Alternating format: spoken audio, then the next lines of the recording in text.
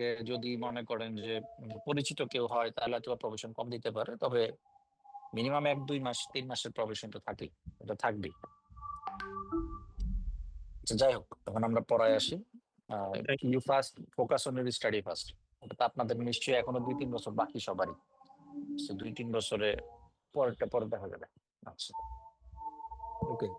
তো আমরা just last আলোচনা করতেছিলাম সেটা হলো এর জন্য ফার্মের জন্য অডিট বা রিভিউ, বোথ অডিট বা রিভিউ যাই করবো না কেন, আমাদের এই যে 8টা স্টেজ, এই 8টা স্টেজ আমাকে ইম্প্যাক্ট করবে। সিম্পল। অর্থাৎ আমি একটা অডিট যদি আমি শুরু থেকে শেষ পর্যন্ত কমপ্লিট করতে চাই, এই 8টা স্টেপকে আমাকে ছুঁয়ে যেতে হবে। ওকে, আচ্ছা, এটা গেল একটা। আর আরেকটা যেটা সেটা হলো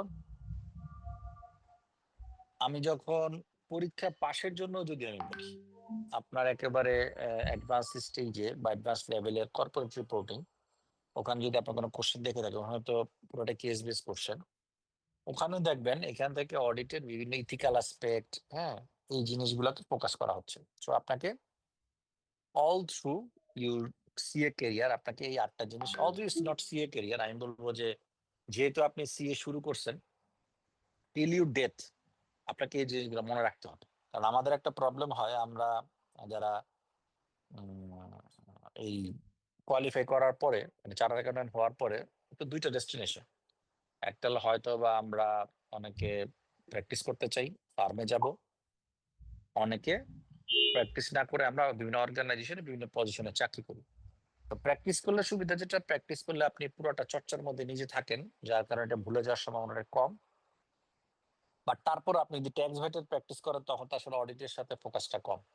আর আদার দেন যারা চাকরি করি আমরা, চাকরিতে আরো প্রবলেম, কারণ চাকরিতে যেটা হয় প্রত্যেকটা কাজ হয় স্ট্রাকচার্ড। যেমন আমি ট্যাক্স দেখি, ট্যাক্সই দেখি, আমি কিন্তু ফাইন্যান্সিয়াল রিপোর্টিং দেখি না, জিএল কন্ট্রোল দেখি না, ঠিক আছে, ফাইন্যান্সিয়াল স্টেটমেন্ট প্রিপারেশন আমি দেখি না।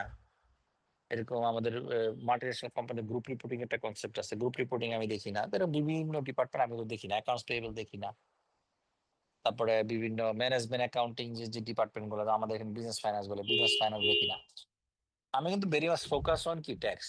এখন কথা হলো আমি যেহেতু ফোকাস অন ট্যাক্স, আমার কিন্তু ট্যাক্সের আপডেট গুলো হয়তো আমার কাছে আছে, কিন্তু বাট অন্য আপডেট গুলো কিন্তু আমার কাছে নাই। তো আপনারা মনে রাখবেন, আপনারা আমরা যারা সিএ স্টুডেন্ট অথবা সিএ ইয়া করব, আমরা কিন্তু basically ambassador of this profession. এরকম অ্যাম্বাসেডর, আপনি যেমন একজন ডাক্তারকে যখন জিজ্ঞেস করেন যে ভাই আমার তো এই প্রবলেম হচ্ছে, আমি কি করব, তখন কিন্তু উনি কি করে, হয়তো কিছু টেস্ট দেয়, অথবা কোনো একটা যদি সে বুঝতে পারে যে এটা মাইনর কোনো ওষুধ দিয়ে ভালো ওষুধ দেয়, তখন কিন্তু ইউ অ্যাপ্রিসিয়েট হিজ এফোর্ট আর হার এফোর্ট, যে না উনি ডাক্তার মানুষ বলছে ইজ ওকে। এখন আপনি মনে করেন একজন নন ডাক্তারের কাছে গেছেন, তার গিয়ে বললেন ভাই জ্বর আছে কি খাবো, সেগুলো না পাখাও, তখন আপনি কি উত্তর দেবেন, এটা তো আমিও জানি। আচ্ছা, তাহলে একজন ডাক্তার কিন্তু বলছে না পাখাও, তখন কিন্তু আপনি ইউ অ্যাপ্রিসিয়েট। একজন নন ডাক্তার যখন বলছে যে না পাখাও, তখন বলছে আমিও তো জানি। তাহলে মূল ডিফারেন্সটা কোথায়? What you value basically, you value the skill, you value the professional skill. একইভাবে আপনি যখন চার্টার্ড অ্যাকাউন্টেন্ট হবেন, you are the basically ambassador of this profession. এবং নন চার্টার্ড অ্যাকাউন্টেন্ট যারা আছে, তারা যখন আপনার কাছে কোনো একটা ইনফরমেশন জানতে চাবে, কোনো একটা ওয়ে আউট জানতে চাবে, কোনো একটা আপডেট জানতে চাবে, সেটা যদি আপনি প্রপারলি না দিতে পারেন, তখন কিন্তু তারা আপনার প্রফেশনকে ডিসরিগার্ড করবে এবং আপনার প্রফেশনকে বলবে যে আরে ভাই, এটা তুমি চার্টার্ড অ্যাকাউন্টেন্ট হয়েছে, তুমি এটা জানো না। সো এটাও কিন্তু এই অডিটের যে স্টেজটা আছে, আমি মনে করি এটাও কিন্তু as a very basic of your learning, you should memorise this. ভিতরে কি না আছে, কি আছে না আছে, সেটা সবাই আপনার কাছে জানতে চাবে না, সেটা হয়তো সবাই জানার দরকার নেই, বাট উপর দিয়ে কি আছে সেটা আপনার জানাটা জরুরি। তো আমি যেটা বলবো, এই 8টা স্টেজ বইয়ের কোথাও নাই, এটা অ্যাডভান্স স্টেজের বই থেকে দেওয়া। তো আপনারা এটা মুখস্থ করে ফেলবেন। আচ্ছা, এখন আসি, আমার এই 8টা স্টেজ আসলে অ্যাক্টিভিটি ইউজুয়ালি উই ডু, এটা জানাটা জরুরি। যেমন একেবারে প্রথমেই যেটা আছে, client continuous and client acceptance. আচ্ছা, ক্লায়েন্ট কন্টিনিউয়াস বা ক্লায়েন্ট অ্যাকসেপ্টেন্স জানার আগে একটা জিনিস জানাটা খুব জরুরি, সেটা হলো সিএ ফার্ম কি অ্যাডভার্টাইজ করতে পারে? জানি কিনা পারে আমরা? না স্যার। সিএ ফার্ম না স্যার। অ্যাডভার্টাইজ করতে পারে না, কিন্তু ইন্টারেস্টিংলি আপনার বইতে লেখা আছে সিএ ফার্ম অ্যাডভার্টাইজ করতে পারে, কারণ এটা আইসিডব্লিউ বই থেকে কপি করা, ওটা আপডেট করা হয়নি। সো এটা একেবারে বই দেখে কনফিউজ আর কিছু নেই। প্রথম কথা হলো সিএ ফার্মের অ্যাডভার্টাইজ বাংলাদেশে সিএ ফার্মের অ্যাডভার্টাইজ করার কোনো এখতিয়ার নেই। আচ্ছা, তবে কি করতে পারে? টেন্ডারে পার্টিসিপেট করতে পারে। কিরকম টেন্ডারে পার্টিসিপেট করতে পারে? মনে করেন আজকে বাংলাদেশ পর্যটন কর্পোরেশন, বাংলাদেশ পর্যটন কর্পোরেশন কোন একটা বছরের জন্য অডিটর নিয়োগ করতে চায়। তাহলে অডিটর যদি সে নিয়োগ করতে চায়, তখন সে কি করবে? একটা অ্যাড দিবে যে ভাই 2025-26 অর্থ বছরের জন্য, বা এখন তো 2024-25 অর্থ বছর, 2024-25 অর্থ বছরের জন্য আমি এক্সটার্নাল অডিটর অ্যাপয়েন্ট করতে চাই। তোমরা যারা যারা ইন্টারেস্টেড, তোমরা আমাকে কোটেশন পাঠাও। এটা কোথায় হতে পারে? এটা মনে করেন যে পেপারে হইতে পারে, যেমন গভর্নমেন্ট যেগুলো, এগুলো পেপারে হয়। নন গভর্নমেন্ট বা প্রাইভেট যেগুলো, এগুলো হলো নন বেসিস হয়। নন বেসিসে কেমন, যেমন আমি কেপিএমজিতে ছিলাম, তো আমার প্রতিষ্ঠান যদি অডিট করতে চাই, তা আমি হয়তো বা আমার টপ ম্যানেজারকে বলতে পারি, ঠিক আছে আমি কেপিএমজি থেকে একটা আমি কোটেশন দিয়ে আসি। আবার মনে করেন আমার একজন কলিগ একটা মেনে ছিল, সে বললো ঠিক আছে ভাই একটা মিন থেকে একটা কোটেশন ওকে আনো। এরকম নন বেসিসে আমার 5টা 6টা ফার্ম থেকে আমরা কোটেশন নিয়ে এরপরে পরবর্তী সেটা স্ক্রুটিনি করে এরপরে অডিটর অ্যাপয়েন্ট করা হয়। আচ্ছা, এখন প্রশ্ন হলো, প্রথম যেটা হলো অডিটর অ্যাড দিতে পারে না, অ্যাডভার্টাইজমেন্ট করতে পারে না, এটা ক্লিয়ার। সেকেন্ড হলো অডিটর টেন্ডারে পার্টিসিপেট করতে পারে, এটাও ক্লিয়ার। আচ্ছা, থার্ড ওয়ান হলো টেন্ডারে পার্টিসিপেট করবে, টেন্ডারটা হবে কিন্তু যেটা পাবলিক টেন্ডার, যেটা সাধারণত গভর্নমেন্ট অর্গানাইজেশন অথবা স্বায়ত্তশাসিত প্রতিষ্ঠান যারা আছে। আমাদের দেশে স্বায়ত্তশাসিত প্রতিষ্ঠান বলতে আমি বুঝাবো বাংলাদেশ ব্যাংক আছে, সিটি কর্পোরেশন গুলো স্বায়ত্তশাসিত প্রতিষ্ঠান। এরকম আপনার মনে করেন ইদ্রা একটা স্বায়ত্তশাসিত প্রতিষ্ঠান, এসিসি একটা স্বায়ত্তশাসিত প্রতিষ্ঠান। এই যে স্বায়ত্তশাসিত প্রতিষ্ঠান, যেমন আপনার বিডা একটা স্বায়ত্তশাসিত প্রতিষ্ঠান, তারপরে আপনার আইসিবি একটা স্বায়ত্তশাসিত প্রতিষ্ঠান। আইসিবি, আইসিবি না কিন্তু আইসিবি, আইসিবি একটা স্বায়ত্তশাসিত প্রতিষ্ঠান, ঠিক আছে? আইসিবি একটা স্বায়ত্তশাসিত প্রতিষ্ঠান। এখন প্রশ্ন হলো, এই প্রতিষ্ঠানগুলা যখন কোনো অডিটর অ্যাপয়েন্ট করা হয়, ইউজুয়ালি বা পেপারে টেন্ডার ইনভাইট করা হয়। আদার দেন দ্যাট, প্রাইভেট যে অর্গানাইজেশন আছে যাদের জন্য টেন্ডার ইনভাইট করা হয় না, তাদেরকে যেটা বললাম, আমার পরিচিতি বেসিসে আমি বলতে পারি তুমি কোটেশন দাও, ঠিক আছে? এটা হলো আমার regarding the collection of quotation or appointment of auditor. আচ্ছা, সেকেন্ড হলো অডিটর আসলে কোথায় অ্যাপয়েন্ট হয়? আমরা জানি অডিটর কোথায় অ্যাপয়েন্ট হয়?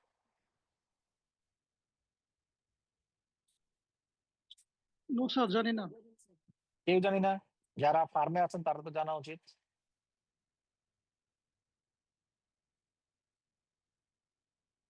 তার প্রশ্নটা একটু রিপিট করতে পারবেন please?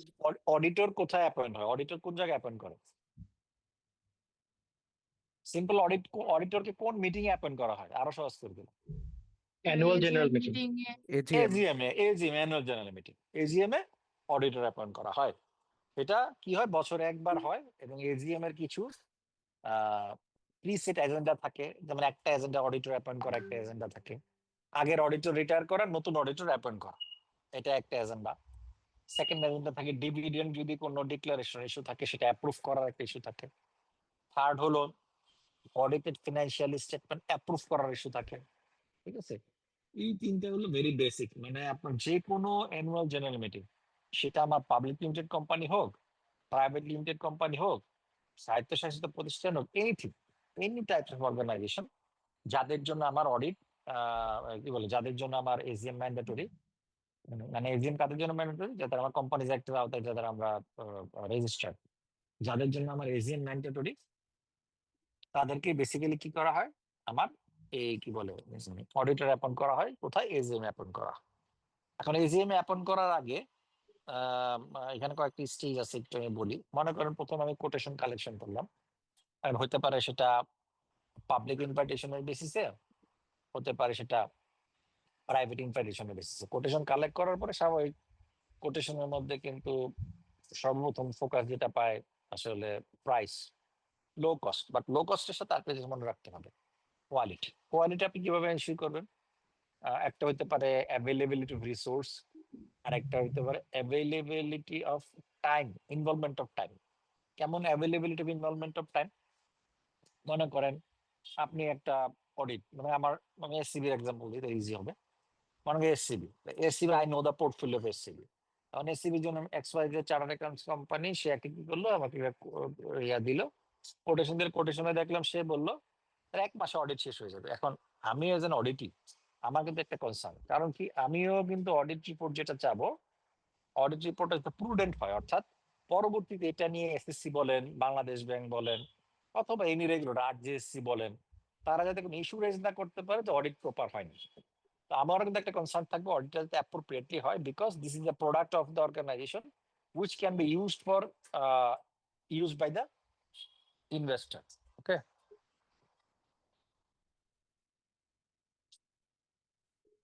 So just give me a minute.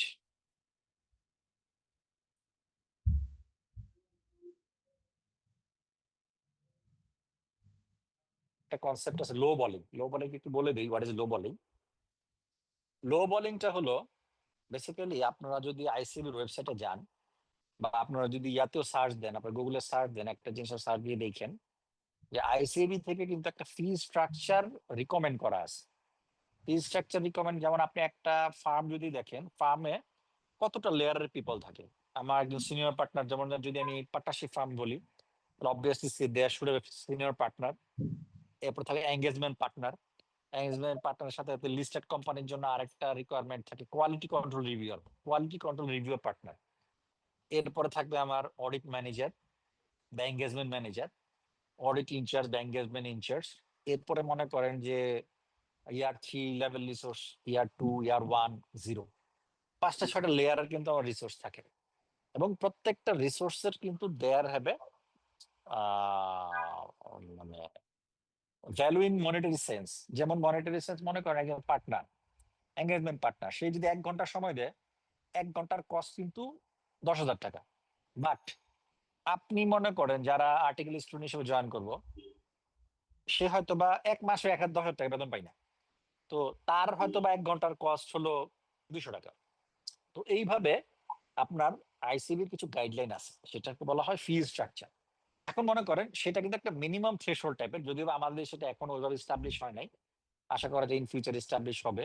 যদি এটা হয়, that would be very better for the profession. কারণ আমাদের হলো এই লো কস্টের কারণে, লো মানে ফিজের কারণে বেসিক্যালি আমাদের অনেক কোয়ালিটি কম্প্রোমাইজ হয়ে যায়।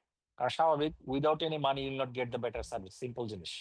তো এখন মনে করেন, তো যেটা বলতেছিলাম যে আমার সেখানে একটা মিনিমাম লেভেল অফ ফিজ দেওয়া আছে। এখন মনে করেন কোন একটা অডিট ফার্ম, সে আপনার অডিটটা নিতে চায়। যেমন কিছু বিগ অর্গানাইজেশন আছে যাদের অডিট লোকজন করতে চায়, যেমন আমাদের, আমি যদি এসসিবির কথা বলি, বাংলাদেশের ব্যাংকিং সেক্টরে এসসিবি ইজ দ্য পায়োনিয়ার। স্বাভাবিক, সবাই এসসিবির অডিট করতে চায়।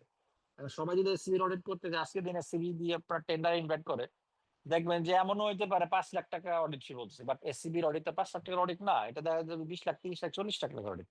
আর 5 লাখ টাকা কেন দিচ্ছে? কারণ ভাই আমার কাজ দেন।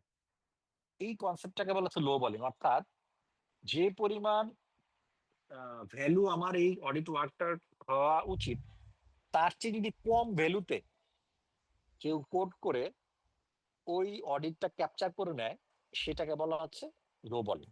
এটা ওয়ান টাইপ অফ থ্রেট, আমরা পরে দেখবো। এখন যেহেতু একেবারে ভেরি ইনিশিয়াল ক্লাস, আমি এত ডিটেল আলোচনা করতেছি না, জাস্ট একটা আইডিয়া দিলাম। লো বলিং, এই লো বলিং এর কারণে আমার আসলে একটা থ্রেট ক্রিয়েট হয়, যেটা আসলে আমার কোয়ালিটি কম্প্রোমাইজ হয়।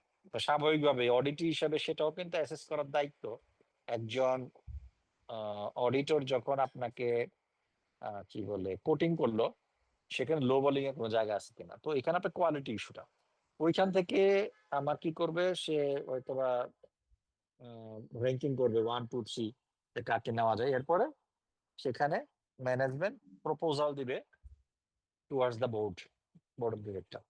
তারপরে তারা ওখানে অ্যাপ্রুভ করবে, অ্যাপ্রুভ করার পরে সেখানে অডিটর অ্যাপয়েন্ট হলো, অডিটর অ্যাপয়েন্ট হওয়ার পরে সেখানে মিটিং মাইনাসটা অডিটরকে জানানো হবে, জানানোর পরে এখন অডিটরকে জানালে অডিটর খুশি, অডিট নিয়ে নেবে না, কারণ অডিটর এখানে অনেক কাজ আছে।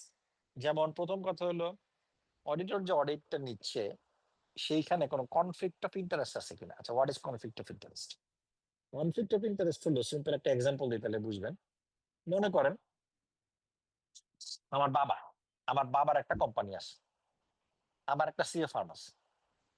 তো এখন আমি যদি বাবার কোম্পানিকে অডিট করি, অবভিয়াসলি এখানে কনফ্লিক্ট অফ ইন্টারেস্ট আছে। কারণ কি, এখানে আমার বাবার সাথে আমার কি আছে, বাবা ছেলের সম্পর্ক, একজন কোম্পানি, হ্যাঁ এখানে আমার ফাইডুশিয়ারি রিলেশনশিপ বলে, ফাইডুশিয়ারি রিলেশনশিপ আছে। যেখানে আমার ফাইডুশিয়ারি রিলেশনশিপ আছে সেখানে কনফ্লিক্ট অফ ইন্টারেস্ট আছে। সো একইভাবে অডিটর যখন অ্যাপয়েন্ট করা হবে, অডিটর অ্যাপয়েন্ট করলে প্রথমেই দেখতে হবে সেখানে কনফ্লিক্ট অফ ইন্টারেস্ট আছে কি না। তাহলে ধরে নিলাম আছে, ফাইন।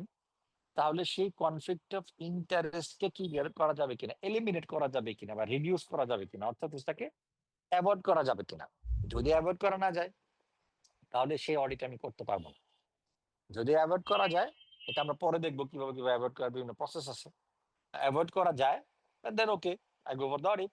আচ্ছা, এখন প্রশ্ন হলো জি বলেন। স্যার কনফ্লিক্ট অফ ইন্টারেস্টটা কি যখন আমরা ওই যে অ্যাপয়েন্ট করব অডিটরকে তখন কনসিডার করা হয়? কারেক্ট, অডিটরকে না, হ্যাঁ অডিটর কনসিডার করবে, অডিটরকে না, অডিটর। আপনি অডিটর, আপনি কনসিডার করবেন আপনার সাথে ক্লায়েন্টের কোনো কনফ্লিক্ট অফ ইন্টারেস্ট আছে, কারণ আপনি এখানে আউটপুট দিবেন, সে আউটপুট নেবে। So you have to be very much correct, you have to be very much careful on your engagement. তাহলে অডিটর উইল চেক তার কোন কনফ্লিক্ট অফ ইন্টারেস্ট আছে কিনা। যদি কনফ্লিক্ট অফ ইন্টারেস্ট থাকে, it should be reduced or eliminate, অথবা বিভিন্ন mechanism আছে আমরা দেখবো পরে। আচ্ছা, এরপর আরেকটা জিনিস করবে স্বাভাবিকভাবে, যেমন মনে করেন আপনি কোন একটা দোকান, আপনি দোকান থেকে রেগুলার প্রোডাক্ট পারচেস করেন। এখন রেগুলার প্রোডাক্ট পারচেস যখন করেন, তো এখন হঠাৎ করে আপনি আরেকটা দোকানে চলে গেছেন, ওই লোক কিন্তু আপনাকে খুঁজতে থাকবে, কি ব্যাপার ভাই, শিহাব সাহেব তো আমার কাছ থেকে সবসময় প্রোডাক্ট কিনে, আজকে কেন ওই দোকান থেকে কিনতেছে? তাহলে এখন আমি ওই দোকান থেকে কেন কিনতেছি, অবশ্যই এই দোকানে কিছু ইস্যু পাইছি আমি, হয়তো বা এখানে প্রোডাক্ট কোয়ালিটি ইস্যু হয়েছে, হয়তো বা ওই লোকের ব্যবহার, ওই লোকের কর্মচারী আমার সাথে ব্যবহার খারাপ করছে। একইভাবে অডিটরের ক্ষেত্রেও, যখন প্রসপেক্টিভ অডিটর বা প্রপোজড অডিটর, ফিউচার অডিটর, যাকে আপনি অ্যাপয়েন্ট করলেন এজিএমে, যখন তাকে জানাইলেন যে ভাই তোমাকে আমি অডিটর হিসেবে এজিএম অ্যাপয়েন্ট করা হয়েছে, তখন তার দায়িত্ব হলো পুরাতন অডিটরের সাথে যোগাযোগ করা, এবং যোগাযোগ করা with permission of the client. Client যদি বলে যে না আপনি আগের অডিটরের সাথে যোগাযোগ করতে পারবেন না, আপনি কিন্তু পারবেন না। একইভাবে আপনারা বললে যোগাযোগ করেন, কিন্তু বাট ওইখানে ক্লায়েন্টে বলে, ওই অডিটরে বলে রাখো তুমি কিন্তু কোনো উত্তর দিতে পারবে না, তাহলে কিন্তু আপনাকে রিঅ্যাসেস করতে হবে আদৌ এই ক্লায়েন্টের অডিট আপনি নেবেন কিনা। কারণ কি, যখন আপনাকে কোনো ক্লায়েন্টের সাথে যোগাযোগ, মানে কোনো অডিটরের সাথে যোগাযোগ করতে দেওয়া হবে না, মানে কি দেখেন সেখানে কোনো প্রবলেম আছে। অথবা যদি ওই অডিটরকে বলে আপনার প্রশ্নের উত্তর না দিতে, মানে সেখানেও প্রবলেম আছে। তাহলে প্রবলেম থাকলে ইউ হ্যাভ টু রিঅ্যাসেস আপনি আদৌ সেটা অডিটটা করবেন কিনা। এই সবগুলা প্রসিডিউর শেষ করার পরে আপনি কনফার্ম করবেন হ্যাঁ ঠিক আছে ফাইন, 2024-25 অর্থ বছরের জন্য আমি XYZ লিমিটেডের অডিট করতে সম্মত হইলাম। এখন এটা মুখে বললে হবে না, এইটা আরজেসি কে কমিউনিকেট করতে হবে যে ভাই 2024-25 অর্থ বছরের জন্য XYZ লিমিটেডের অডিটর হিসেবে কাজ করতে আমি সম্মত। যে ফর্মটার মাধ্যমে আমি ইয়াকে জানাবো, আমার আরজেসি কে জানাবো, সেই ফর্মটার নাম হলো 23B। কেউ কি নাম শুনছি 23B এর কথা? What is 23B? Anyone else? Yes sir, শুনেছিলাম।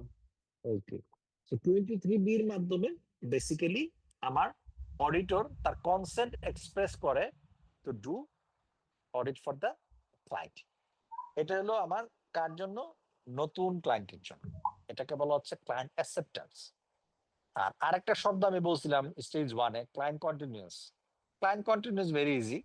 আমার অলরেডি এক্সিস্টিং ক্লায়েন্ট আছে, আমি আরেক বছরের জন্য অডিটটা এক্সটেন্ড করতে চাই, তাহলে জাস্ট 23 যদি সব ঠিকঠাক থাকে 23B এর মাধ্যমে শুধু আমার ইয়াকে আরডিএসসি কে জানানো যে আমার অডিটটা ফার্দার আর এক বছর এক্সটেন্ড করা হয়েছে, এই বছরের জন্য আমি অডিটটা করতে চাই। আচ্ছা, আরেকটা জিনিস খেয়াল রাখতে হবে, 23B কিন্তু প্রতি বছরের জন্য সেপারেটলি আপনাকে আরডিএসসি কে কমিউনিকেট করতে হয়। অনেক সময় একটা কনফিউশন থাকতে পারে যে ভাই আমি একটা ক্লায়েন্টের অডিট 10 বছর ধরে করতেছি, তাহলে কি একটা 23B দিলেই হবে? না, প্রতি বছরের জন্য আপনাকে অ্যাপয়েন্ট করা হয় এবং প্রতি বছরের জন্য আপনি 23B দিবেন। কারণ কি, আপনি যখন কন্টিনিউয়াসলি কোনো অডিট করতেছেন, আপনি যে অডিটর হিসেবে আপনাকে অ্যাপয়েন্ট করা হলো, একটা এজিএম এ আপনার অডিটরশিপটাকে রিভোক করা হবে আগের বছরের জন্য, আর নতুন বছরের জন্য আপনাকে অ্যাপয়েন্ট করা হবে। So you are by principal by law always you are new born baby, অর্থাৎ আপনি প্রতি বছরই নতুন করে এই প্রতিষ্ঠানের জন্য অডিটর হিসেবে অ্যাপয়েন্ট হচ্ছেন। যেহেতু আপনি প্রতি বছরই অডিটের জন্য অডিটর হিসেবে অ্যাপয়েন্ট হচ্ছেন, so you have to communicate 23B to RJC in every year. Okay, sir এই- 23B টা কি একটু বলবেন?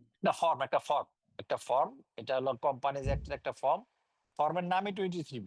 এটা হলো consent of being an auditor, অর্থাৎ অডিটর XYZ লিমিটেডের অডিট করার জন্য সম্মত, সে RJC কে জানাবে। কারণ কি, ক্লায়েন্ট যাতে আপনাকে কোনো সময় জোর করে না বলে আপনি অডিট করেন। কারণ আপনি একটা ইন্ডিপেন্ডেন্ট সার্ভিস দিচ্ছেন, যে সার্ভিসের আউটপুটের উপরে শুধু ক্লায়েন্ট ডিপেন্ডেন্ট না, গভর্নমেন্ট, পাবলিক সবাই ডিপেন্ডেন্ট। কারণ মনে করেন যে আমার একটা অডিট রিপোর্ট ইউজার কারা, ইনভেস্টররা অডিট রিপোর্টের ইউজার, ডেটররা অডিট রিপোর্টের ইউজার, ক্রেডিটররা অডিট রিপোর্টের ইউজার, নিউ ইনভেস্টররা অডিট রিপোর্টের ইউজার, ব্যাংক অডিট রিপোর্টের ইউজার, গভর্নমেন্ট অডিট রিপোর্টের ইউজার, পাবলিক অডিট রিপোর্টের ইউজার। তাহলে every people around you are the user of your audit report. Okay, এখন বলেন এতটুকু পর্যন্ত কারো কোনো জায়গায় কনফিউশন আছে কিনা স্টেজ 1-এ?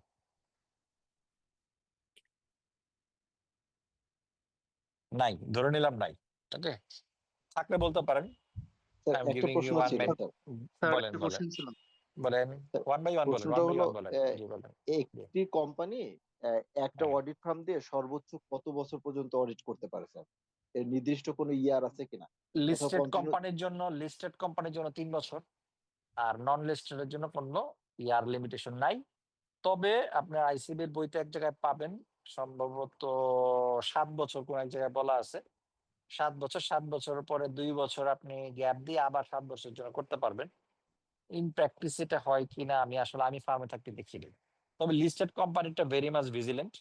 লিস্টেড কোম্পানিটা আপনাকে 3 বছর পর চেঞ্জ করতেই হবে। এখন 3 বছর আগে কিন্তু আপনি তারা চেঞ্জ করতে পারেন। মনে করেন ইয়ার 1-এ করলাম, মনে করেন অনেক সময় দেখা যায় ক্লায়েন্ট নন কোঅপারেশন করে না, নন কোঅপারেট। এখন হয়তো প্রথম বছর বহু কষ্টে আপনি ডকুমেন্ট নিয়ে কাজ করছেন, সেকেন্ড বছর আপনি চিন্তা এত এফোর্ট দিয়ে কাজ করবো, যাক তোমার অডিটই করবো না, সে চাইলে এটা কি করতে পারে, উইথড্র করে নিতে পারে বিভিন্ন reason. Okay, okay, thank you sir. জি, ওয়েলকাম। Anyone else? আমাকে স্যার, প্রশ্ন করতে হবে, বলেন। স্যার আরজেসির আইটি 10B যেটা স্যার, আইটি 10B তো 8 দিচ্ছি না ভাই, আইটি 10B তো ট্যাক্সের বলেন। Tax- তারপরে আচ্ছা আচ্ছা sir, NBR sir, IT 10 NBR NBR আরজিএসসি, হ্যাঁ।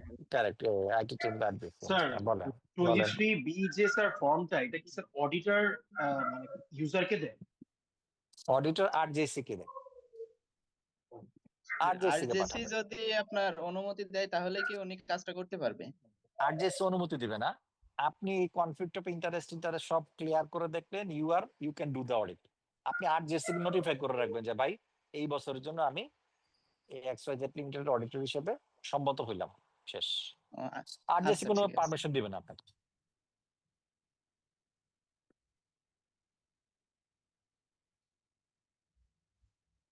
Any question? ওকে, বুঝলাম যে মোটামুটি আপনারা বুঝতে পারছেন। আচ্ছা, এখন আসি স্টেজ 2-তে।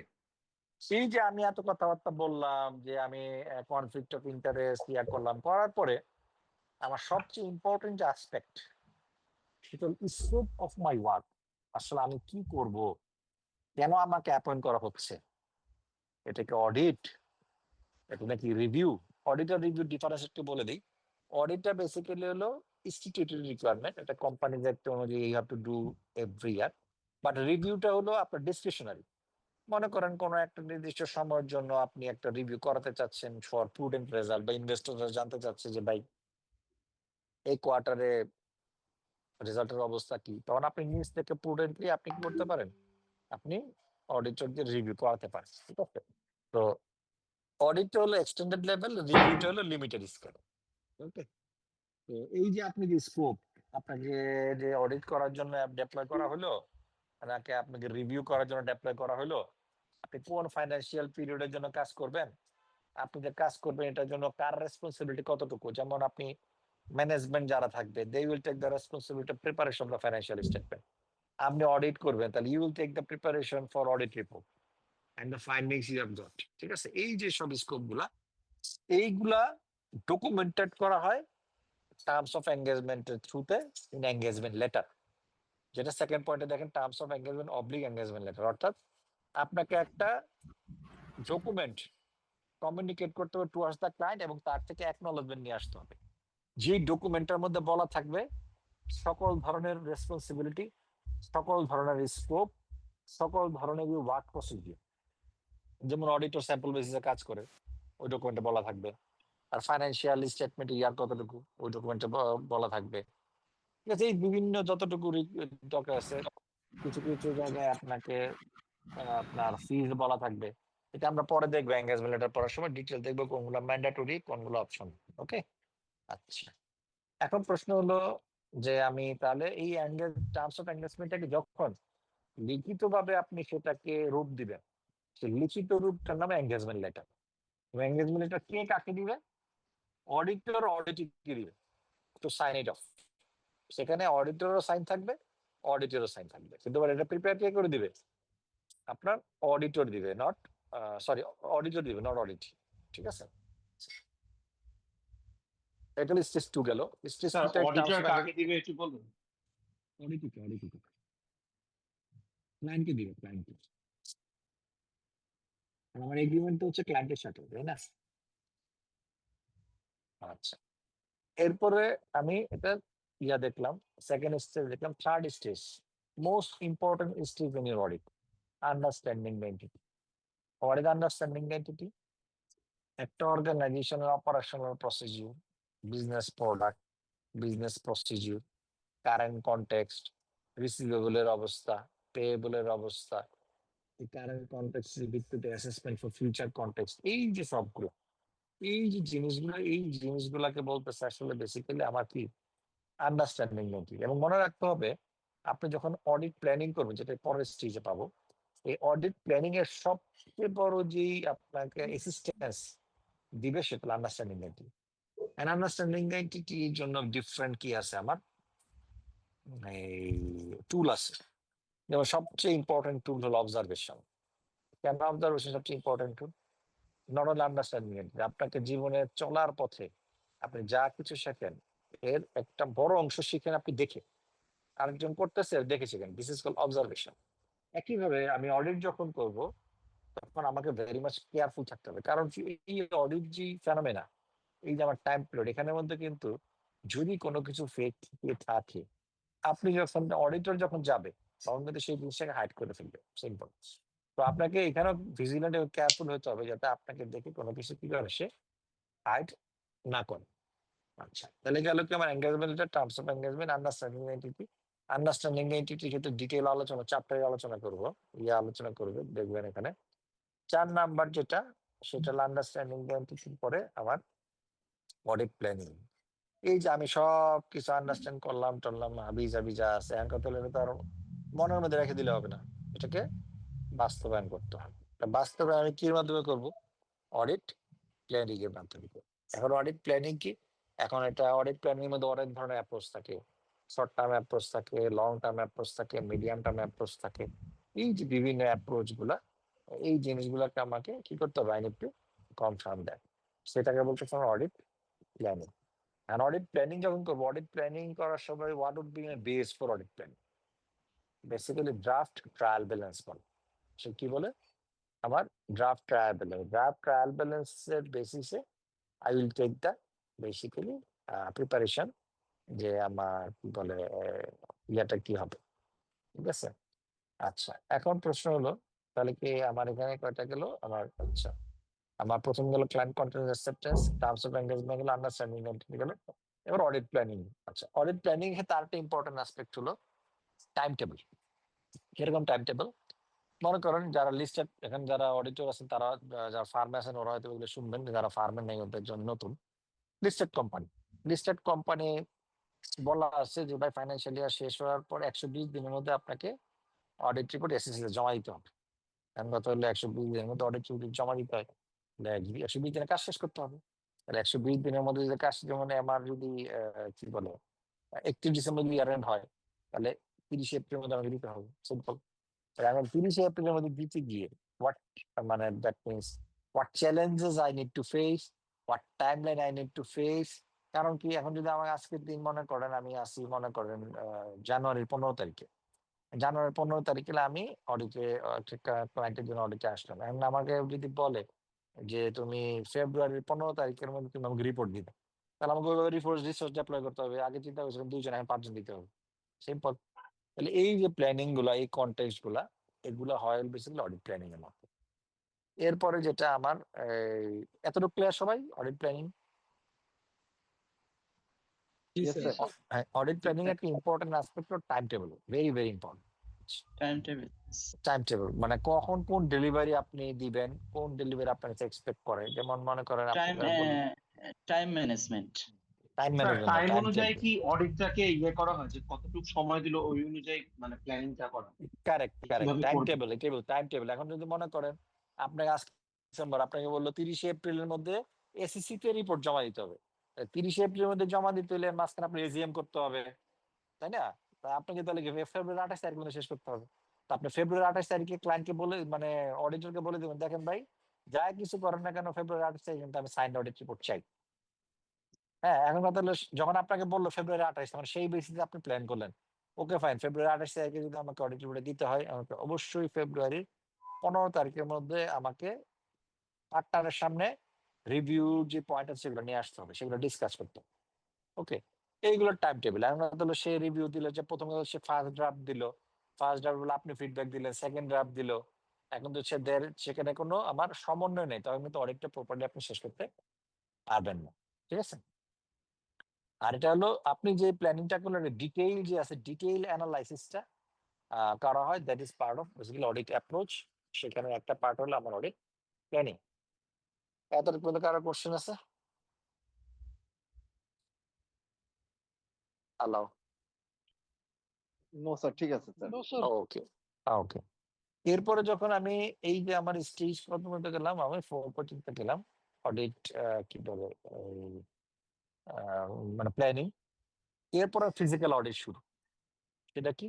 টেস্ট অফ কন্ট্রোল বা কন্ট্রোল টেস্ট। যে কোনো একটা প্রসেস, হোয়াট ইজ প্রসেস? মনে করেন যে এখানে একটা কি বলে আমার মনে করেন যে একটা জগ আছে, একটা গ্লাস আছে, তো তাহলে আমার এই জগ গ্লাস একসাথে আমি মনে করেন যেটা আমার কাছে আননোন, তো যখন জগ গ্লাস আমি একসাথে প্রসেস করে রাখবো, এইটাকে বলতেছে বেসিক্যালি আমার কি, আমার কি জানি এখানে পরে, হ্যাঁ কন্ট্রোল টেস্ট। আচ্ছা, কন্ট্রোল টেস্ট এখানে আর এটা কন্ট্রোল টেস্ট না, কন্ট্রোল নেক্সট আসতেছে। যখন আমি এটা দেখবো তখন এই যে প্রত্যেকটা পয়েন্টে আমার অর্গানাইজেশনের ক্ষেত্রে আমার কি হয়, বিভিন্ন কি বলবো এটাকে, রিস্ক মিটিগেট করার জন্য কন্ট্রোল ইম্পোজ করা আছে। রিস্ক মিটিগেট কিরকম? অর্গানাইজেশনের সবচেয়ে বড় রিস্ক হলো চুরির রিস্ক। এরকম চুরির রিস্ক, আপনি মনে করেন কোন একটা লোক এটা পেমেন্ট করতে হবে, চেক দিলেন, চেকে যদি ওই লোকের মধ্যে আপনার নাম দেখে আপনি এটাকে প্লেস করে ফেলেন, তো এখানে দেখবে risk of fraud, huge risk of fraud. তাহলে আপনার এখানে এই যে আপনি যে অডিট প্ল্যানিং যখন করতেছেন, তখন আপনাকে বিভিন্ন প্রসেস গুলাকে আইডেন্টিফাই করে প্রত্যেকটা প্রসেস গুলা আমার ইয়া আছে, ওটাকে অ্যাসারশন বলে, আমরা অ্যাসারশন পরে দেখবো, এখন ডিটেইল আলোচনা করতেছি না। কোন কোন অ্যাসারশন আপনি কভার করবেন, that needs to B confirm, এবং পরবর্তীতে আপনি কি করবেন সেটার বেসিস আপনি কন্ট্রোল টেস্ট করবেন। আচ্ছা, কন্ট্রোল টেস্টের আগে আরেকটা জিনিস আছে যেটা এখানে লেখা নাই, আপনারা লিখে নিতে পারেন। Walk through test. Walk through, what is walk through test? Anyone else? Walk through test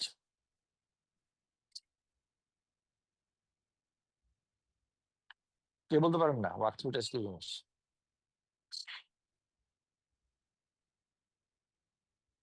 okay, walk through test হলো যে কোনো একটা ট্রানজাকশনের শুরু থেকে শেষ পর্যন্ত, কি বললাম, যে কোনো একটা ট্রানজাকশনের শুরু থেকে শেষ পর্যন্ত যত জায়গায় কন্ট্রোল ইম্পোজ করা আছে সেগুলোকে টেস্ট করা, এবং সেগুলো যদি আমার সফল হয় সেগুলোকে কনফার্ম করা, এবং এবং সেইটা ডকুমেন্টেড করা, এটাকে বলছে walk through test.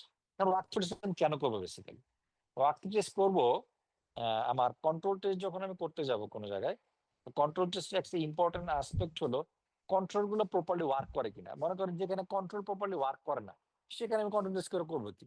It will not basically give me value. তো আমাকে প্রথমে জানতে হবে আসলে কন্ট্রোল প্রপারলি ওয়ার্ক করে কিনা। কন্ট্রোল প্রপারলি ওয়ার্ক করে কিনা সেটা দেখার জন্য আপনি ফার্স্টে ওয়ার্ক থ্রু টেস্ট করবেন। ওয়ার্ক থ্রু টেস্ট করে এটা এই যতগুলা কন্ট্রোল আপনি আইডেন্টিফাই করলেন, ম্যানেজমেন্ট আপনাকে যতগুলা কন্ট্রোলের কথা বললো, সেই ডকুমেন্টটাকে আপনি প্রিজার্ভ করবেন। প্রিজার্ভ করবেন এজ অডিট ডকুমেন্ট। জি, বলেন আবার কন্ট্রোল। স্যার কন্ট্রোল কি? আই মিন মনে করেন কন্ট্রোল হলো, একটা এক্সাম্পল দিই, এখন আমরা তো ডিটেল আলোচনা করতে যাচ্ছি না কারণ আপনার ভেরি ফার্স্ট ক্লাস এটা। কন্ট্রোলটা হলো, মনে করেন আপনি একটা খরচ করছেন, খরচ করার পরে সেই খরচটার জন্য টাকা পে করতে হবে। টাকা পে করলে মানে আপনি ব্যক্তি হিসেবে কি হবে, আপনি যদি নিজের জন্য কোনো খরচ করেন কাগজে জিজ্ঞেস করার কিছু নেই, আপনি আবার পকেট থেকে বের করে দিয়ে দিলেন। বাট অর্গানাইজেশনে তো জবাবদিহিতার ব্যাপার আছে। এখন আপনি 100 টাকা খরচ করছেন, আদৌ কি 100 টাকা খরচ করছেন? এটা কি 50 টাকা? না তো, 50 টাকার এগেন্সট আপনি 100 টাকা নিচ্ছেন না তো। তাহলে এই যে ট্রানজেকশনটাকে এক্সিকিউট করার জন্য দেয়ার শুড হবে মেকার। মেকার মানে কি, আমার এটা একটা ভাউচার তৈরি হবে, এই ভাউচারটা মেকার তৈরি করবো যে ভাই এখানে 100 টাকা পেমেন্ট, এটা হচ্ছে এত টাকা ট্যাক্স, এত টাকা ভ্যাট। এরপর এটা কিন্তু অ্যাপ্রুভার থাকবে, অ্যাপ্রুভার চেক করবে, হ্যাঁ ঠিক আছে, কি কারণে তুমি 100 টাকা পেমেন্ট অমুক দিনে করছিলাম, ওকে ফাইন, এগ্রি ফাইন। এরপর লাস্ট যে পার্সন থাকবে সে অ্যাপ্রুভ করবে, এটাকে বলতে মেকার চেকার। এখন মনে করেন এই মেকার চেকারের কোনো বালাই নাই, অর্থাৎ যেই লোক এটা এক্সিকিউট করছে সেই লোকগুলা খালি ইয়াতে গেল, সিএফওর কাছে গেল, সিএফও দেখে মানে সাইন করে দিল। তাহলে কি যে লোকটা তৈরি করছে তার একটা ফ্রড স্কোপ কিন্তু তৈরি হয়ে গেছে, তাই না? যেহেতু ফ্রড স্কোপ তৈরি হয়ে গেছে আমার, সেটাকে বলতেছে আমার কি, আমার এই যে প্রত্যেকটা পয়েন্ট একজন তৈরি করবে, একজন রিভিউ করবে, একজন অ্যাপ্রুভ করবে, এই প্রত্যেকটা পয়েন্টকে বলতেছে একটা কন্ট্রোল। ক্লিয়ার? জি স্যার, Yes, এখন sir. ক্লিয়ার হয়েছে স্যার। ঠিক আছে, আচ্ছা। এরকম প্রত্যেকটা প্রসেসের মধ্যে there have a control based on that. ঠিক আছে, তাহলে ফার্স্ট এটা ওয়ার্ক টু টেস্ট করবেন, ওয়ার্ক টু টেস্ট করার পর আপনি কন্ট্রোল টেস্ট করবেন। আচ্ছা, এখন প্রশ্ন হলো আমি যে কন্ট্রোল টেস্ট করব, কন্ট্রোল টেস্ট কিসের বেসিসে করতে হবে? স্যাম্পল বেসিসে করতে হবে। এবং এই যে আমি কন্ট্রোল টেস্ট করব, এই control weather this control work properly or not, যদি প্রপারলি কাজ না করে, মনে করেন কোন একটা প্রতিষ্ঠানে গেলাম, সেখানে কন্ট্রোল আছে, কন্ট্রোল কাজ করে না, তাহলে অডিট বন্ধ হয়ে যাবে? না, কারণ control is not mandatory thing. Control test is not mandatory. Control test is not mandatory. আচ্ছা, control test is mandatory, but একটু পরে যেটা দেখবো সাবস্টেন্টিভ টেস্ট, সেটা ম্যান্ডেটরি, এটা মনে রাখবেন। কন্ট্রোল টেস্ট ম্যান্ডেটরি না, বাট কন্ট্রোল টেস্ট যদি আপনি করে ভালো আউটপুট পান, তাহলে আপনার সাবস্টেন্টিভ টেস্টের যে আউটপুট বা প্রসিডিউর সেইটা আসলে কমে যায়। ওকে, আচ্ছা, মানে আপনার কম টেস্ট করতে হবে আর কি, অর্থাৎ আপনি সাবস্টেন্টিভ টেস্টের যে ডকুমেন্ট দেখতে হবে কম, সোজা কথা, কন্ট্রোল ভালো হবে। এরপর আসি আমি, এখানে কারো প্রশ্ন আছে কন্ট্রোল টেস্ট নিয়ে? No sir. জি না স্যার। ওকে, আচ্ছা। এখন আসি আমি কন্ট্রোল টেস্টের পরে আসি আমি সাবস্টেন্টিভ প্রসিডিউর। সাবস্টেন্টিভ প্রসিডিউর আমি দুইটা কথা বলছিলাম, একটা অ্যানালিটিক্যাল প্রসিডিউর আর আরেকটা হলো টেস্ট অফ ডিটেল। আচ্ছা, অ্যানালিটিক্যাল প্রসিডিউরটা টেন দিন। What is analytical procedure? Analytical procedure হলো যদি কোনো অ্যাক্টিভিটির মধ্যে কোনো লজিক্যাল রিলেশনশিপ দ্বারা কোনো কিছু ড্রাইভ করা যায়। লাইকটা আবার বলি, যদি কোনো অ্যাক্টিভিটির মধ্যে কোনো লজিক্যাল রিলেশনশিপ দ্বারা কোনো কনক্লুশন করা যায়, তাহলে আমি অডিট করার ক্ষেত্রে সেই লজিক্যাল ড্রাইভ গুলাকে আমি ব্যবহার করতে পারি অ্যাজ এন অডিট ডকুমেন্ট। এই লজিক্যাল ড্রাইভটাকে বলতেছে বেসিক অ্যানালিটিক্যাল প্রসিজার। এক্সাম্পল দিই তাহলে ইজি হবে। মনে করেন আপনি অডিট করতে গেছেন, অডিটে গিয়ে দেখলেন একটা আপনার ফাইন্যান্সিয়াল স্টেটমেন্টে একটা এক্সপেন্স আছে, সেই এক্সপেন্সের নাম হলো অফিস রেন্ট। আচ্ছা, অফিস রেন্ট ভালো কথা, আপনি অফিসে অডিট করবেন। এখন অফিস রেন্ট আপনি যে কোম্পানি অডিট করতে গেছেন বা যে প্রতিষ্ঠান অডিট করতে গেছেন, সে খুব স্মল কোম্পানি, নতুন কোম্পানি, সে হয়তো একটা দুইটা রুম নিয়ে ব্যবসা শুরু করছে, সে দুইটা রুম ট্রেডিং কোম্পানি মনে করেন, তার তো ম্যানুফ্যাকচারিং ইউনিটের দরকার নাই, সে কি করে লোকজন থেকে মালামাল আনে, প্যাকেজিং করে, রিসেল করে দেয়। তাহলে তার দুইটা দোকান, দুইটা রুম আছে মনে করেন, তো দুইটা রুম এক লোকের কাছ থেকে ভাড়া নিচ্ছে, একটা এগ্রিমেন্টে বলা আছে দুইটা রুমের ভাড়া হলো প্রতি মাসে 20,000 টাকা।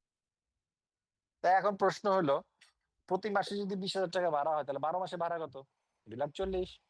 আপনি ফাইন্যান্সিয়াল স্টেটমেন্টে দেখলেন আমার রেন্ট 2,40,000 আছে। তাহলে আপনি জাস্ট খালি এখন কি প্রত্যেকটা জন আলাদা আলাদা ভাউচার দেখার দরকার আছে? দেখার দরকার নেই, কারণ কি এক মাসে 20 হলে 12 মাসে 2,40,000। আপনি কি করতে পারেন? প্রথমে আপনি নিতে পারেন, ওকে ফাইন, আমি এগ্রিমেন্টটা হাতে নিলাম, ডকুমেন্টটা হাতে নিয়ে দেখলাম আমার যে রিলেভেন্ট ফাইন্যান্সিয়াল ইয়ার আছে, ফাইন্যান্সিয়াল ইয়ারের মধ্যে কোনো ইনক্রিমেন্টের কোনো ক্লজ আছে কিনা। অনেকের ইনক্রিমেন্ট থাকে যে ভাই 3 বছর পর 5% বাড়াইতে হবে, ঠিক আছে? তো ইনক্রিমেন্ট কোনোভাবে আপনাকে ইম্প্যাক্ট করে কিনা। আচ্ছা, এগুলো সেকেন্ড। হলো যে আপনি দেখলেন যে না করেন না, তাহলে কি আপনি ওয়ার্কিং পেপার তৈরি করলেন যে 1 মাসে এটা এগ্রিমেন্ট অনুযায়ী ভাড়া 20,000 টাকা, তো 12 মাসে তার এক্সপেন্স ভাড়া আমার 2,40,000। এটার জন্য কিন্তু ডিটেল ডকুমেন্ট দেখার দরকার নেই। এখন প্রশ্ন হলো সেকেন্ড কোশ্চেন, আমি যখন অডিট করব, অডিট করা মানে কিন্তু শুধু যে কোম্পানি যে একটা ফলো করা তা না। এখানে আমার রিলেভেন্ট যত অ্যাক্ট আছে, রিলেভেন্ট যত ল আছে, সবগুলোকে আমাকে রিঅ্যাসেস করতে হবে। অ্যাসেস করতে হবে কোম্পানি প্রপারলি এটা কম করছে কিনা। যেমন মনে করেন পেমেন্টের ক্ষেত্রে একটা important withholding tax and withholding VAT. আমরা তাহলে উইথহোল্ডিং ট্যাক্স ভ্যাট প্রপারলি আসলে কাটছে কিনা, এইটা দেখার জন্য আপনি হয়তো স্যাম্পল বেসিসে রেন্টের 1টা বা 2টা ভাউচার নিতে পারেন। কিন্তু আপনি ইউ ক্যানট সে যে ভাই আমি কি বলে আমি প্রত্যেকটা ভাউচার নিয়ে দেখবো। এটা কি তাহলে কি হইলো? প্রথম কথা হলো আপনি যেখানে আপনার যে কোনো ভেরিয়েবলের মধ্যে কোনো লজিক্যাল বা প্লাউজেবল বলে, এটা শুধু প্লাউজেবল রিলেশনশিপ থেকে লজিক্যাল বা প্লাউজেবল রিলেশনশিপের বেসিসে আপনি যদি কোনো কনক্লুশনে যেতে পারেন, সেটাকে বলতে অ্যানালিটিক্যাল প্রসিডিউর। এবং যেখানে টেস্ট অফ ডিটেলে অ্যানালিটিক্যাল প্রসিডিউরের মাধ্যমে আমরা আউটপুট পাবো, সেটাকে আসলে এই টেস্ট অফ ডিটেলের মাধ্যমে হয়, তাহলে আপনি টেস্ট অফ ডিটেলে চলে যাবেন। যেটা এখানে অ্যানালিটিক্যাল প্রসিডিউর মাধ্যমে পসিবল না, সেখানে অ্যানালিটিক্যাল প্রসিডিউর কভার করবেন। আর যেটা অ্যানালিটিক্যাল প্রসিডিউর দিয়ে পসিবল না, সেটা আপনি কি করবেন? টেস্ট অফ ডিটেলে চলে যাবেন। টেস্ট অফ ডিটেলটা ভেরি ইজি। টেস্ট অফ ডিটেলে যখন আপনি স্যাম্পল সিলেক্ট করবেন, অবশ্যই স্যার আপনি টেস্ট অফ ডিটেলটা কি সাবটেন্টিভ প্রসিডিউরের মধ্যে? কারেক্ট। সাবস্টেন্টিভ প্রসিডিউরের 2টা ওয়ে আউট, একটা হলো অ্যানালিটিক্যাল প্রসিডিউর, 2 নম্বর হলো টেস্ট অফ ডিটেল। ঠিক আছে, 2 ভাবে আমরা সাবস্টেন্টিভ প্রসিডিউর করতে পারি, একটা অ্যানালিটিক্যাল প্রসিডিউরের মাধ্যমে, আরেকটাকে আমার টেস্ট অফ ডিটেলের মাধ্যমে। ঠিক আছে? আচ্ছা, টেস্ট অফ ডিটেল যখন আমি করব, তখন আমাকে স্যাম্পল বেসিসে করতে হবে। তাহলে সেই স্যাম্পলটা আমি কিভাবে সিলেক্ট করব? স্যাম্পলটা সিলেক্ট করব হলো আমার থ্রু আমার কি বলে এই স্যাম্পলিং টেকনিক বা স্যাম্পলিং মডেল। এই স্যাম্পলিং মডেলটা অবশ্যই আপনার স্ট্যাটিস্টিক্যাল স্যাম্পলিং মডেল হতে হবে। কারণ কি স্ট্যাটিস্টিক্যাল স্যাম্পলিং মডেলের বৈশিষ্ট্য হলো যে কোনো একটা পপুলেশনের মধ্যে প্রতিটা ইউনিট সিলেক্ট হওয়ার সম্ভাবনা সমান। এখানে র্যান্ডম চুজ এন্ড পিকের ইস্যু নাই, মানে কোনো অবকাশ নেই। আপনি গেলেন, গিয়ে বললেন যে ওই 1 নাম্বারটা দেখবো, 3 নাম্বার দেখবো, 7 নাম্বার দেখবো, 50 নাম্বার দেখবো, বলা যাবে না। র্যান্ডম হিসেবে যা আছে। এখন আমরা ডিটেল চ্যাপ্টার 3 যখন পড়বো, এটা ক্লিয়ার হবে। চ্যাপ্টার 3 যখন পড়ানো হবে, তখন এটা আরো ক্লিয়ার হবে। ঠিক আছে? আচ্ছা, তাহলে এখন কি গেল আমার সাবস্টেন্টিভ প্রসিডিউর গেল। সাবস্টেন্টিভ প্রসিডিউর মানে টেস্ট অফ ডিটেল হয়ে গেল। Test of detail obviously driven by sample, এবং it depends on the profit of the company as well. কারণ বেসড অন দ্য প্রফিট আপনার দেখা যায় যে বিভিন্ন সময় আপনার স্যাম্পলিংটা ভ্যারি করতে পারে। ঠিক আছে? আচ্ছা, এখন আমি সব এরকম ভাবে এই কন্ট্রোল টেস্ট করলাম, সাবস্টেন্টিভ টেস্ট করলাম। এখন এই যে কন্ট্রোল টেস্ট, সাবস্টেন্টিভ টেস্ট, এটার জন্য প্রথমে আপনাকে যেটা করতে হবে, আপনাকে বিভিন্ন যে ইয়াগুলো আছে আপনার কি বলে এই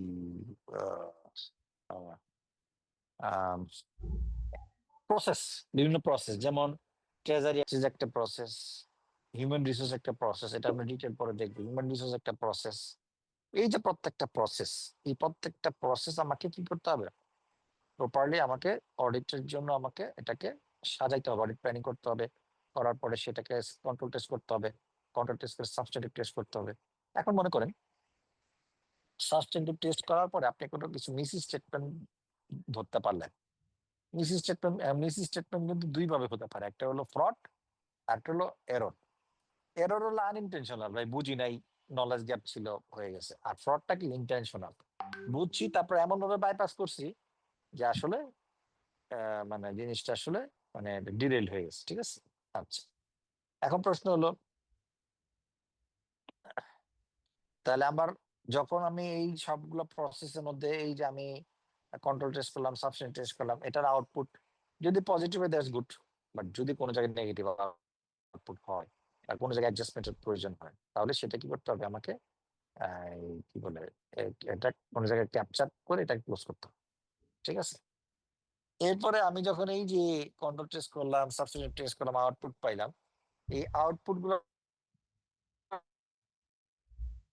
আমি অ্যাকুমুলেট করবো। এখন আমাদের যে কোনো ভুল নাই, that's good।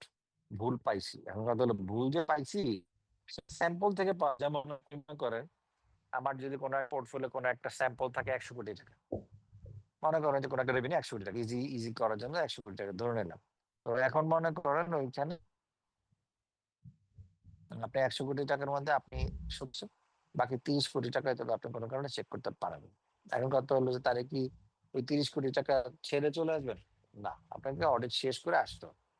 তাহলে এখন এরপর কি আমি এই যে বিভিন্ন প্রসেসের মধ্যে দিয়ে আমি কাজ করতে করতে করতে যে আউটপুট যেটা আছে সেটা নিয়ে আপনি কোথায় যাবেন? অডিট রিকমেন্ডেশন এর কনক্লুশন। আচ্ছা, এখানে একটা বলি, অডিট রিকমেন্ডেশন কনক্লুশনে একটা কনসেপ্ট আমার ইম্পর্টেন্ট জানা, এক্সট্রাপোলেশন। এক্সট্রাপোলেশন আমরা কি একটু জানি হোয়াট ইজ এক্সট্রাপোলেশন?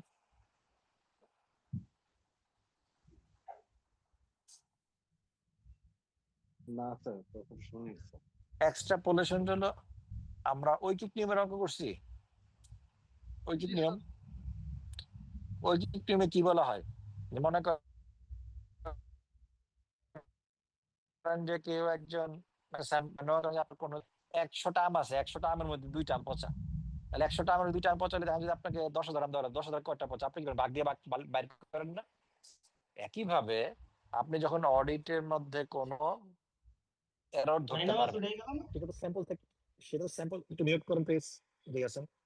সে আপনার সেই স্যাম্পল থেকে এটা পিক করছে, স্যাম্পল থেকে ভুল ধরা পড়ছে, মানে কি যেই স্যাম্পল গুলো আপনার হাতে আসে নাই সেখানে দেওয়ার যে পসিবিলিটি অফ এরর। তাহলে এখন কথা হলো তাহলে কি আপনি সব দেখতে পারবেন? দেখবেন সব দেখার মতো সুযোগ আপনার হাতে নেই, কারণ আপনার একটা ইম্পর্টেন্ট আসপেক্ট হলো টাইম কনস্ট্রেন্ট আছে। আরেকটা ইম্পর্টেন্ট আসপেক্ট হলো আপনার এঙ্গেজমেন্ট যেটা আছে, এঙ্গেজমেন্টে বলা আছে আপনি স্যাম্পল বেসিসে কাজ করবেন। আপনি চাইলে স্যার এস্টিমেট করে নিব তখন। ইয়েস, দিস ইজ দ্য এক্সট্রাপোলেশন, ঠিক আছে? এখন এক্সট্রাপোলেশন করবেন যে ভাই আমার 10 টাকা 1 টাকা এরর হয়েছে, তোমার এখানে 1000 কোটি টাকার পোর্টফোলিও আছে, তুমি এটা অ্যাডজাস্টমেন্ট দাও। এখন আপনি বললেন আপনার এরর, এখন ওদের এররের দুইটা ডেস্টিনেশন হতে পারে। একটা হতে পারে আপনি ওদেরকে বললেন, বলার পরে ম্যানেজমেন্ট ইজ ভেরি গুড, তারা পজিটিভ, ঠিক আছে, এরর ধরতেই পারে। তাহলে কি করলো, এররটা সে কি বললো, ওকে ফাইন ভাই আমি অ্যাডজাস্টমেন্ট নিয়ে নিচ্ছি। সেই যদি অ্যাডজাস্টমেন্ট নিয়ে নেয় তাহলে আপনার কিন্তু এখানে আর ফার্দার অ্যাকশনেবল নাই, কারণ কি অলরেডি অ্যাড্রেসড। কিন্তু সে বললো যে না ভাই আমার বুকস অলরেডি ক্লোজ হয়ে গেছে, আমার গ্রুপ অলরেডি নাম্বার জানে, প্রফিটের নাম্বার, এই তোমার অ্যাডজাস্টমেন্ট আমি নিতে পারবো না। তখন আপনাকে কি করতে হবে? অ্যানালাইজ করতে হবে যে এই যে সে যে অ্যাডজাস্টমেন্টটা নিল না, এই অ্যাডজাস্টমেন্টটা না নেওয়ার কারণে আপনার অডিট ওপিনিয়নে কি ইম্প্যাক্ট হবে।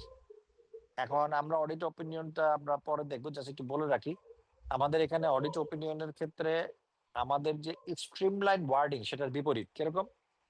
আমি যখন কোন একটা জায়গায় বলি কোয়ালিফাইড মানে ভালো, অডিটে কোয়ালিফাইড মানে খারাপ। আমি যদি কোন একটা জায়গায় বলি আনকোয়ালিফাইড মানে খারাপ, অডিটে আনকোয়ালিফাইড মানে ভালো। ক্লিয়ার?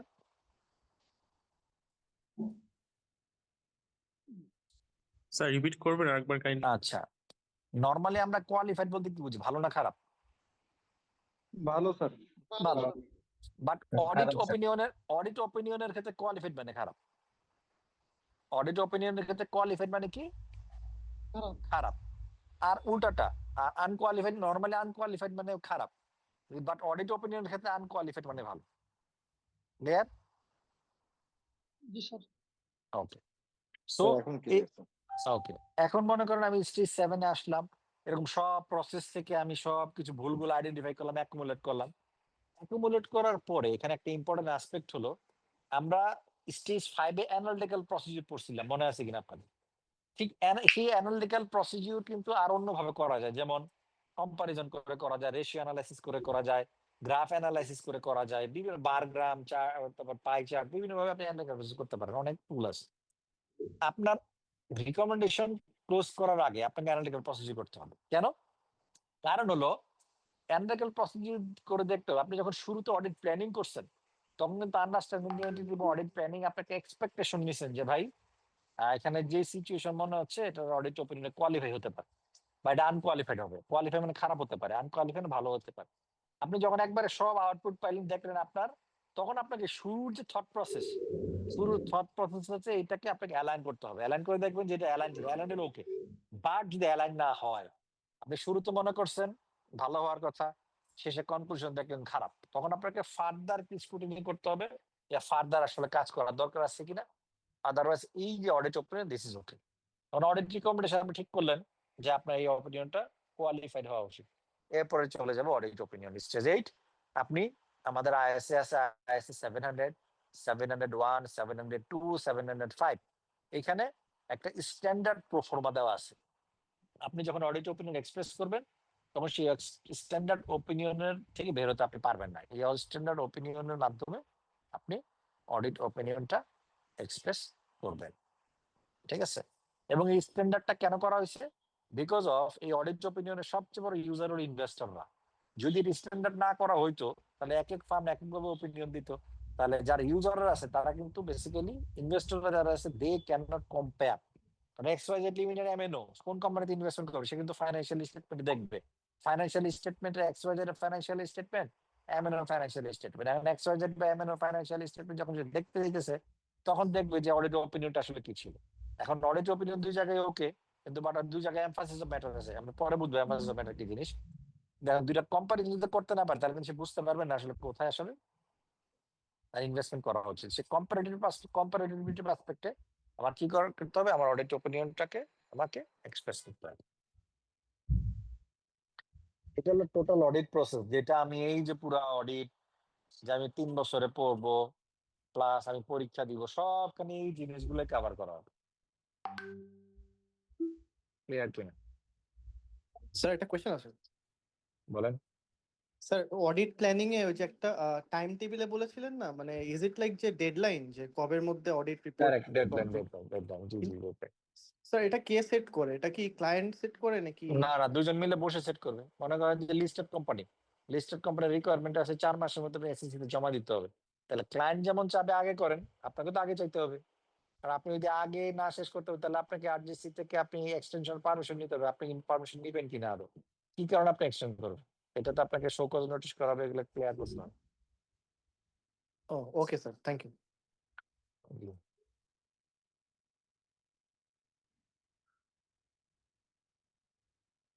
ঠিক আছে। জি স্যার।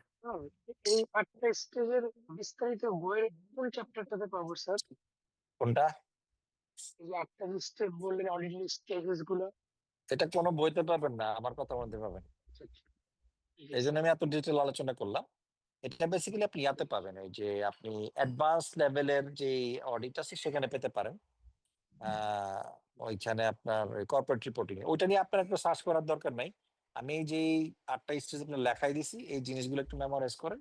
আর আমি যে ইয়াগুলা বললাম এগুলো মেইন কনসেপ্টটা মনে রাখেন, কারণ আমি যখন প্রত্যেকটা টপিক আলোচনা করব আমি এই আপনাদের রেসপেক্টিভ যে ইয়া আছে কি বলে আমাদের যে কোনটা আসলে কোন কাজটা কোন অ্যাক্টিভিটির সাথে রিলেভেন্ট সেইটা আই ডিসকাস। তো আপনাদের অত বেশি প্রবলেম হবে না, যার কারণে আপনি জাস্ট খালি এই জিনিসটা আমি যখনই পড়াবো আমার ক্লাসের মধ্যে আপনাদের কাজ হবে এই 8টা স্ক্রিন সামনে রাখা, ওই খাতার পেজটা সামনে রাখা। ওকে স্যার, এই 8টা সিনেমাটা ফ্রেমওয়ার্কের মতন পুরো অডিট সিস্টেমটা। কারেক্ট, একবারে অডিটের শুরু থেকে শেষ পর্যন্ত আপনাদের এখানে বলে দিচ্ছি। ওকে স্যার বলেন করতে পারবেন স্যার? বলেন ওয়ার্কফ্লো টেস্ট যে হ্যাঁ, ফার্স্ট বলেন। স্টেপে আর কি, হ্যাঁ হ্যাঁ বলেন। বলে আপনি ওয়ার্কফ্লো টেস্টের কথা একটু বলতে পারেন? ওয়াক থ্রু টেস্ট, হাঁটা walk through test. Walk through টেস্টটা কি? আপনি যখন কন্ট্রোল আইডেন্টিফাই করলেন, এই কন্ট্রোল গুলো প্রপারলি কাজ করে কিনা সেই কন্ট্রোল গুলো ডকুমেন্টেশন করা। এখন কন্ট্রোল কিভাবে কাজ করবে? মনে করেন আপনার এক জায়গায় বলা আছে যে একজন মেকার থাকবে, একজন চেকার থাকবে, একজন রিভিউয়ার থাকবে। তাই মেকার তৈরি করবে, চেকার ওকে করে দিবে, রিভিউয়ার ওকে করবে। এখন কথা হইলো আপনি অডিট করতে গিয়ে দেখলেন কোন জায়গায় চেকার রিভিউয়ারের সাইন নেই, মানে মেকার তৈরি করছে করে সেই এন্টিটি দিয়ে রাখছে, ডকুমেন্ট ফালা রাখছে। এখন তাহলে এখানে কেউ ওই কন্ট্রোল প্রপার্টি কাজ করলো? করে নাই। আপনি ওয়াক থ্রু টেস্টের মাধ্যমে দেখবেন যে আপনার এই কন্ট্রোল গুলো আসলে প্রপার্লি কাজ করতেছে কিনা। স্যার, চেকারটা কি ইন্টারনাল অডিটর? ইন্টারনাল অডিটর না, এখানে আপনার প্রত্যেকটা টিমের মধ্যে আলাদা চেকার থাকবে। ইন্টারনাল অডিটর তো শুনেন ইন্টারনাল অডিটর হলো সেপারেট ডিপার্টমেন্ট, সেপারেট ওয়ার্ক, এটা পোস্ট ফ্যাক্টো। আপনি কাজ করে ফেলছেন, কাজ ডান, এরপরে ইন্টারনাল অডিট চেক করবে যে অ্যাজ পার পলিসি হয়েছে কিনা, রেগুলেশনের ভায়োলেশন আসছে না কিনা, সেটা অন্য জিনিস। এখানে যে চেকারের কন্ট্রোল, এখানে there is no involvement of internal auditor, internal auditor is separate party. কিন্তু এইখানে চেকার, এই চেকারটা হলো আপনার নিজের ডিপার্টমেন্টের লোক। এখান থেকে তো এক্সটার্নাল অডিটর, তাই না? ইনি না না না, এখানে এক্সটার্নাল অডিটর না, তাহলে এখানে আবার কনফিউশন হয়ে গেছে আপনাদের। এখানে যে মেকার চেকারের যে ব্যাপারটা আছে, মেকার চেকার কিন্তু within the organisation, within the department, সে যখন কাজ করবে মেকার চেকারটা প্রপারলি ওয়ার্ক করলো কিনা সেইটা রিভিউ করার দায়িত্ব external auditor, internal auditor. Internal auditor কাজ করবে অ্যাজ পার দেয়ার অপারেশনাল প্রসেস, আর এক্সটার্নাল অডিটর কাজ করবে through the appointment of share holder as per ISC. এখন ক্লিয়ার কিনা? হ্যালো,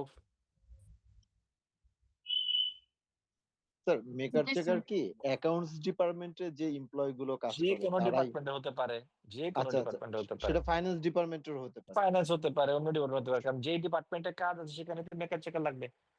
স্যার অর্থাৎ মেকার হলো আমার একটা ট্রানজাকশন হওয়ার পরে ওই ট্রানজাকশনের যে ডকুমেন্টস গুলো থাকবে সেই ডকুমেন্টস গুলো প্রপারলি আমার কন্ট্রোলের ভিতর থেকে যাচ্ছে কিনা, এটাই কি প্রপার মেকার ওয়ে চেকার আউটের বা মাধ্যমে কন্ট্রোল? যাচ্ছে, প্রপার ওয়ে আউট, অর্থাৎ সোজা কথা কোম্পানির পলিসি অনুযায়ী যাচ্ছে কিনা। কারণ প্রত্যেকটা তো কোম্পানির পলিসি আছে, এইচআর পলিসি আছে, প্রকিউরমেন্ট পলিসি আছে, ট্রেজারি পলিসি আছে। এই পলিসিতে জি বলা স্যার। আছে কি করতে হবে কি করতে হবে না, ঠিক আছে? কোনটা আপনি করতে পারবেন কোনটা করতে পারবেন না, তো সেই পলিসি যাচ্ছে কি, হিসেবে যাচ্ছে কিনা, এই যে প্রত্যেকটা জায়গায় বাধাপ্রাপ্ত হয়ে সেটা ইনশিওর করা, সেটাকেই বলতেছে কন্ট্রোল। জি স্যার, ক্লিয়ার স্যার। ঠিক।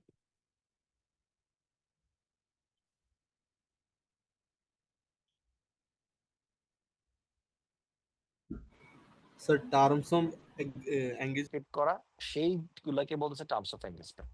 কমিউনিকেট করা হয় যে লেটারের মাধ্যমে, সেই লেটার নাম হলো এনগেজমেন্ট। ঠিক আছে? Sir internal auditor and external অডিটরের ভিতরে কি কোনো কনফ্লিক্ট অফ ইন্টারেস্ট থাকতে পারে? ইন্টারনাল অডিটর তো অপারেশনাল অডিটর, অর্থাৎ আপনি কোম্পানির এমপ্লয়ি হিসেবে আলাদা ডিপার্টমেন্ট করে রাখছেন যাতে আপনার অপারেশনাল ইফিসিয়েন্সিটাকে ইনশিওর করে, এটা ইন্টারনাল অডিটর দেখে। ইন্টারনাল অডিটর দেখে হলো বেসিক্যালি আমার অপারেশনাল এফিসিয়েন্সি, আর এক্সটার্নাল অডিটর কিন্তু অপারেশনাল এফিসিয়েন্সি দেখে না। এক্সটার্নাল অডিটর দেখে ফাইন্যান্সিয়াল স্টেটমেন্টের মধ্যে কোনো সমস্যা আছে কি, এখানে কনফ্লিক্ট অফ ইন্টারেস্টের কিছু নাই ইন্টারনাল অডিটর সাথে এক্সটার্নাল অডিটর।